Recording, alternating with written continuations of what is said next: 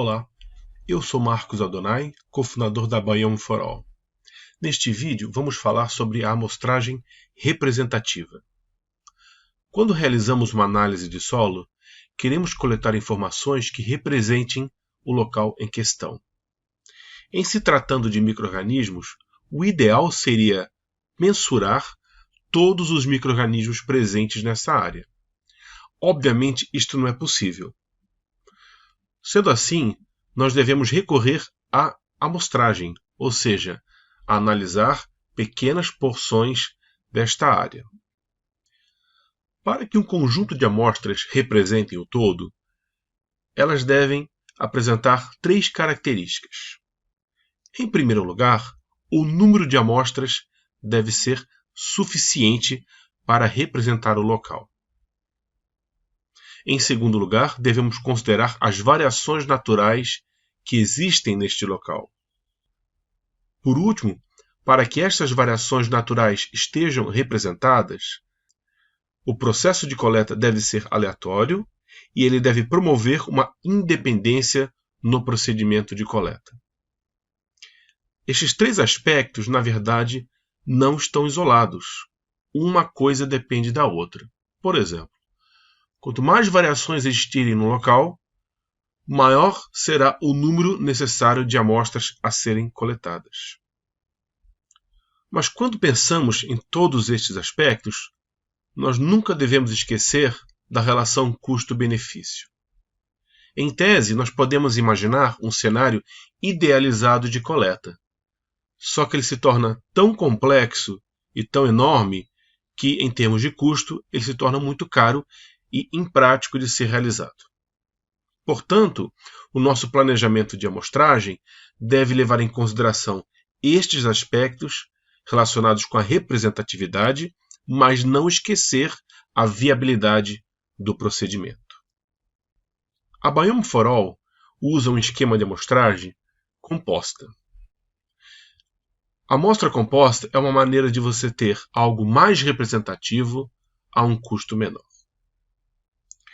Primeiramente, nós coletamos amostras em 5 pontos diferentes. E estes pontos são coletados de maneira aleatória. Uma sugestão de esquema de amostragem que gera aleatoriedade é o esquema em zigue-zague. Então, o coletor vai caminhando de maneira aleatória, em zigue-zague, e obtendo as amostras diferentes.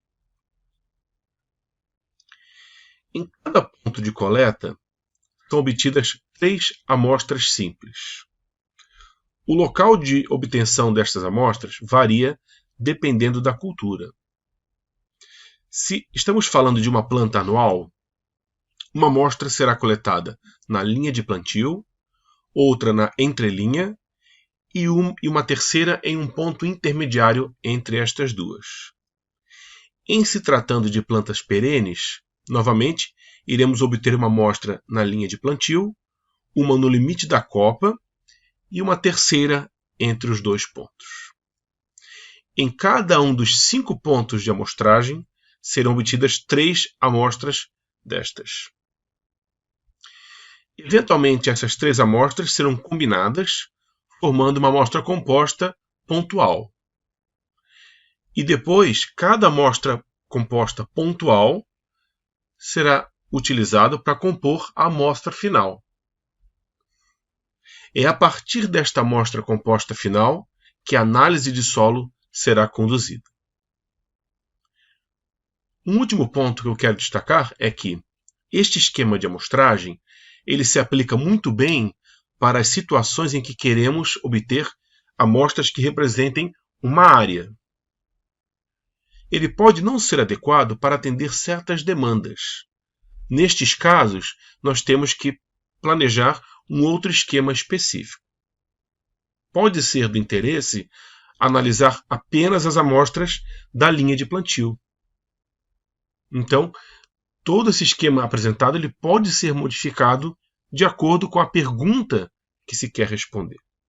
De qualquer maneira, esse é o esquema de amostra composta utilizado de forma geral nas análises realizadas pela Biome for All. Muito obrigado.